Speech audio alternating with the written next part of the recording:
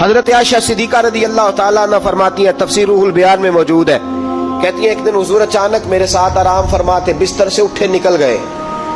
ہمیشہ نبی پاک علیہ السلام کا طریقہ مبارکہ تھا، جب رات کو تہجد کے لیے اٹھتے تو کہتے ابو بکر کی بیٹی حق تیرا ہے، وقت تیرا ہے، پر اگر تو اجازت دے تو میں اپنے اللہ کو راضی کر لوں۔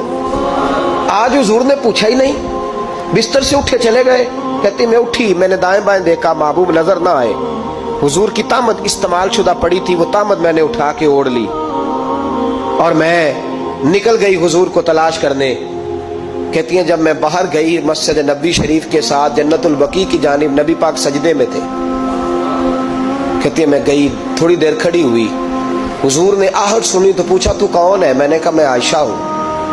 تو محبوب نے فرمایا یہ عائشہ کون ہے؟ میں نے کہا یا رسول اللہ میں آپ کی زوجہ۔ فرمایا زوجہ کیا ہوتی ہے؟ یا رسول اللہ میں ابو بکر